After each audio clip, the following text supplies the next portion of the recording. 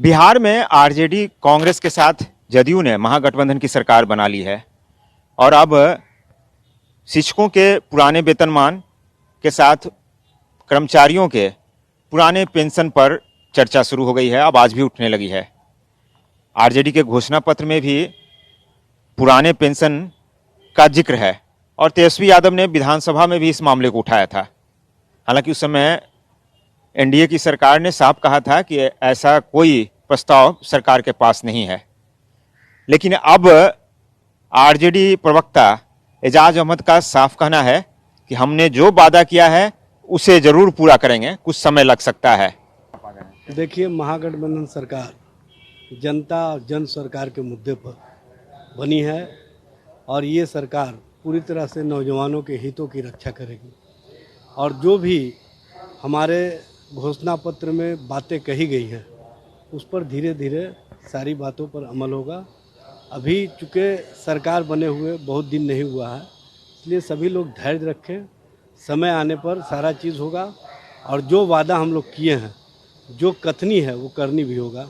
हम लोग जुमलेबाज नहीं हैं और जुमलेबाज पर जो विश्वास करने वाले लोग हैं उनको उनसे ज़रूर पूछना चाहिए कि आप लोगों ने जो जो वादा किया था अब तक क्यों नहीं पूरा किया। लेकिन हमारी सरकार पूरी तरह से जनता के और जन सरकार के मुद्दे पर है, छात्र नौजवान के हितों की रक्षा के लिए है और नौजवानों के रोज़गार के सवाल पर और जो पेंशन और वेतनमान का मामला है, सारे मामलों पर धीरे धीरे सब चीज़ सामने आ जाएगा और स्पष्ट रूप से दिखेगा कि हम जो कहते रहे हैं वो करेंगे भी। जाहिर सी बात है, जो हमारे एजेंडे में है उस एजेंडे को पूरा किया जाएगा धीरे धीरे, धैर्य नहीं खोए। सभी से बात हो रही है ना, इसीलिए ना बोल रहे हैं, सभी से बात हो रही है, सारा मामला स्पष्ट रूप से सामने आ जाएगा। माननीय मुख्यमंत्री जी ने 15 अगस्त को 10 लाख नौकरी की भी बात की और 10 लाख रोजगार की भी बात की, तो ये स्पष्ट संकेत है कि हमारी सरकार एकरूपता के साथ चलेगी और एकरूपता में ही सारे मामले को हल किया जाएगा। जदयू नेताओं को अब पुराने पेंशन और पुराने वेतनमान को लेकर जवाब देना मुश्किल हो रहा है। जदयू प्रवक्ता अंजू बारा का कहना है कि यह तो सरकार को फैसला लेना है और मंत्रिमंडल में ही यह फैसला होगा। तो वहीं सीपीआई के विधान पार्षद केदार पांडे का साफ कहना है कि पार्टी स्तर पर तो दबाव बना ही जाएगा, सत्र में सदन के अंदर भी हम लोग इस मामले को उठाएंगे। देखिए, सरकार की कोई मजबूरी नहीं है। निश्चित रूप से एक नए रूप में हमारे बिहार का जो शासन हम देखने को मिल रहा है, महागठबंधन का हमारा शासन है। यहाँ पे हर पॉलिटिकल दल के, राजनीतिक दल के चुनाव के समय में अपने अपने मैनिफेस्टो घोषणा पत्र होते हैं। हमारा 7 निश्चय पार्ट 2 था। दीगर जितनी भी पार्टियां हैं महागठबंधन की, उनके अपने घोषणा पत्र कुछ रहे होंगे।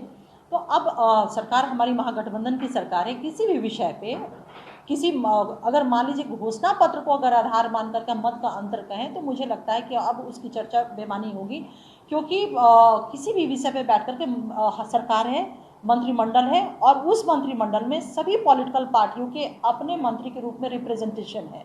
तो उस चीज़ को निश्चित रूप से हमारी कैबिनेट देखेगी कि जो विधि सम्मत, जो in accordance with rule and regulation होगा, उसको निश्चित रूप से हमारी कैबिनेट तय करेगी।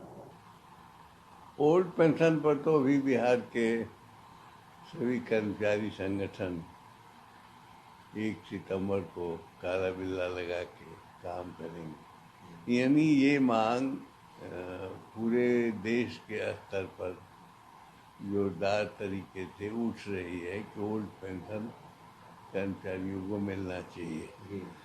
और जायज़ भी है कि जो कर्मचारी 30-32 वर्षों तक काम करता है, सेवानिवृत्ति के बाद अगर उसको कुछ नहीं मिलता है, वो बाल बच्चों में न तो उसकी प्रतिष्ठा रहती है, न तो इस महंगाई में उसका इलाज कराने के लिए भी कोई व्यवस्था हो पाती है। तो एक सामाजिक सुरक्षा के अंतर्गत उसको मिलना चाहिए। इसलिए ये मांग तो तेजी से उठ गई। बिहार में लागू होगा? क्यों नहीं लागू होगा? बिहार में काहे नहीं लागू होगा? जब झारखंड लागू कर सकता है, छत्तीसगढ़ लागू कर सकता है, तो बिहार को भी लागू करना चाहिए। दबाव रहेगी। हम जरूर इस बात की तो लड़ाई छिड़ गई है, तो दबाव तो मैंने स्वाभाविक हो गया कि हम लोग दबाव देंगे सरकार के ऊपर, फिर पार्टी के स्तर पर लोग अपना इस मामले पर विमर्श करेंगे। इस मामले में हम तो कोई बात बोलेंगे नहीं, क्योंकि हम अथाइज हैं नहीं। पार्टी सेक्रेटरी बोलेंगे, आप सदन में उठाएंगे। सदन में हम मांगों के संबंध में सदन में बातें रखेंगे।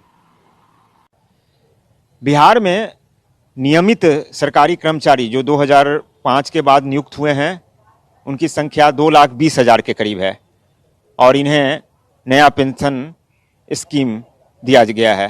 पुराने पेंशन स्कीम की मांग करते रहे हैं।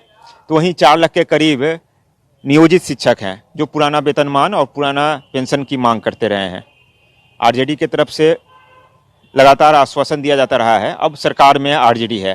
कांग्रेस कई शासित राज्यों में पुराना पेंशन दे चुकी है। ऐसे में सरकार पर दबाव है। अब देखना है सरकार क्या फैसला लेती है, लेकिन आने वाले दिनों में यह बड़ा मुद्दा बिहार में बनेगा। अविनाश, ईटीवी भारत, पटना।